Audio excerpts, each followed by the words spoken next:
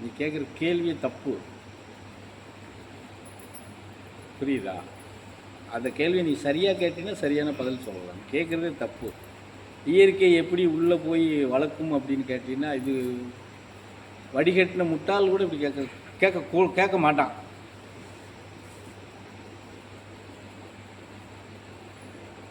இது உனக்கும் தெரிஞ்சு எல்லாருக்கும் தெரிஞ்சு தான் இயற்கை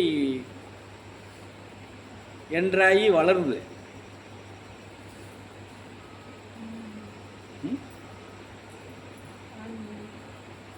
சொல்லு, சத்தமாக சொல்லுமா. என்ன கெட்டு போச்சுக்கிறத, என்ன உலகத்தில் இல்லாத வெளிப்படுத்த போகிறீங்க?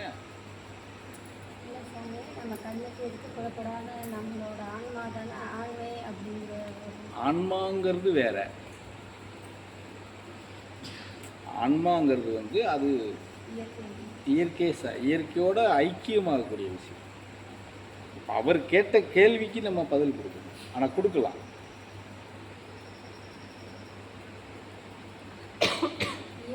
இயற்கை நேரடியாக வளர்க்காது. இயற்கைக்கு ஒரு விதி வச்சுருக்கோம். இந்த உயிருக்கு இது இப்படி தான் உருவாகணும், இது இப்படி வளர்க்கப்படணும். இல்லை, அது இப்போ அவங்க கேட்குற கேள்விக்கு நம்ம இருந்து வர வேண்டியது. சரியா? ஒரு தாய் கருவுற்றாருன்னா தானாக கருவுற்றாளா?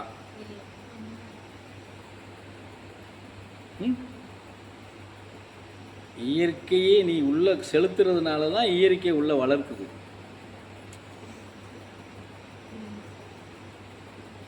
புரியுதா? சொல்லு சாமி, சும்மா அப்படியே இருக்கக்கூடாது. நான் அப்புறம் இங்கேருந்து பிறம்பு எங்கப்பா அது கூட கீழே எடுத்து போட்டு வச்சுட்டாங்க. இங்கே வா, அந்த செங்கமட்டி எடுத்துக்கிட்டு இப்படி வை. புரியுதா சாமி? என்ன சொன்னேன்னு சொல்லு.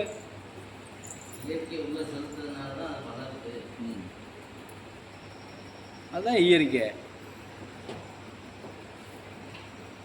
அது எப்படி உள்ளே போய் செலுத்துது, எப்படி வளர வைக்குதுன்னு கேட்டீங்கன்னா, இப்போ கர்மா தொடர்றது இயற்கை தான் சொல்லலாம். கர்மா தொடரும்ல இயற்கை இருக்கிறதுனால தான் உன் கர்மாவை உன் பின்னாடியே கொண்டு வருது. இயற்கை இல்லைன்னா உன் கர்மா பின்னாடி வராதில்ல. அளவீடு கோல் எடுத்து பார்க்குறது இயற்கை தானே. உன்னுடைய பாவஜன்ம கர்மாக்களை வந்து என்னங்கிற அளவுகோல் எடுத்து கொண்டு வர்றதே இயற்கை தானே. அதனால தான் இயற்கைக்குள்ளே நீ இயற்கையை சார்ந்து வாழ கற்றுக்கோன்னு சொல்கிறோம்.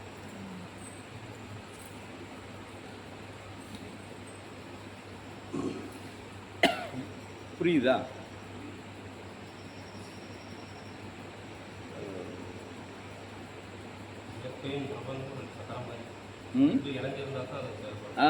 இன்னும் சாமி சொன்ன மாதிரி ரயில் தண்டவாளம் மாதிரி. ஆமாம், ஏதாவது ஒரு பக்கம் இல்லைனாலும் ஒன்று இயங்காது.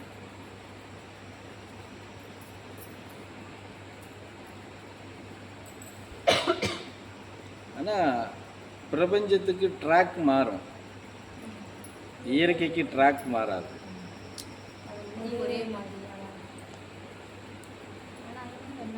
இப்போ அந்த ட்ராக்கு கூட தண்டவாள ரீதியாகவே உங்களுக்கு புரிய வைக்கலாம். தண்டவாளம் ரெண்டு தான். ஒரு தண்டவாளம் இயற்கை, ஒரு தண்டவாளம் பிரபஞ்சம்னு வச்சுக்கோ.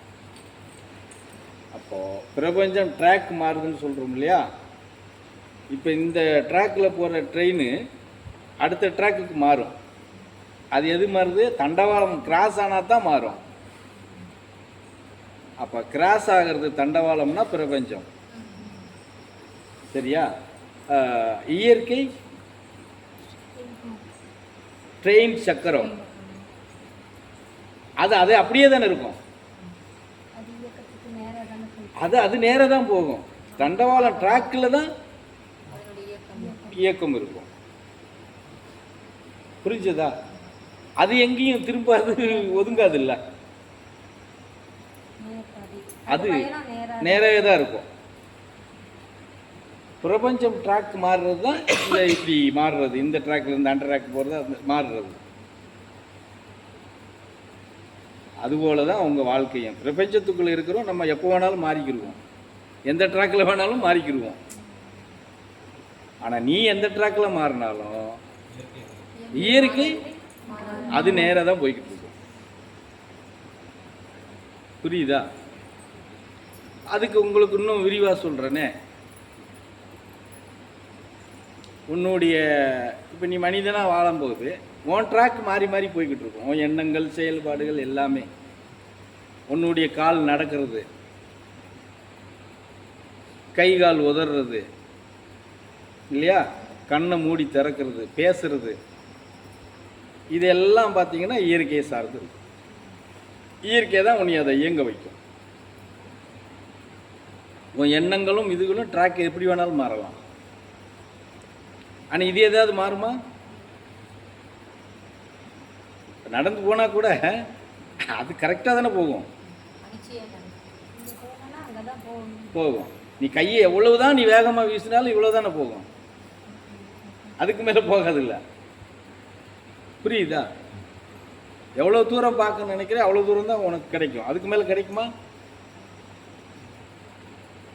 நீ சவுண்டு கொடுக்குற அப்படின்னா உனக்கு அந்த ஒலி எவ்வளோ தூரம் போகுதோ அவ்வளோ தூரம் தான் காதில் நமக்கு, அதுக்கு மேலே கேட்குமா? புரிஞ்சுதா? இதெல்லாம் நம்மளை வச்சே ஒவ்வொரு விஷயத்தையும் பிரித்து பிரித்து நம்ம பார்த்து தெரிஞ்சுக்கலாம்.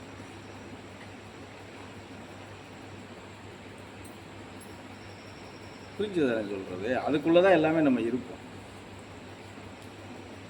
நம்ம எண்ணங்கள், ஆசைகள், அப்படி அதை கூட சொல்ல ஆசை அப்போ நமக்குள்ளே இருக்குல்ல சாமி, அது பூரா இயற்கை தானா அப்படின்னு சொல்லுவாங்க. அது பிரபஞ்சத்தோடு சேரும்.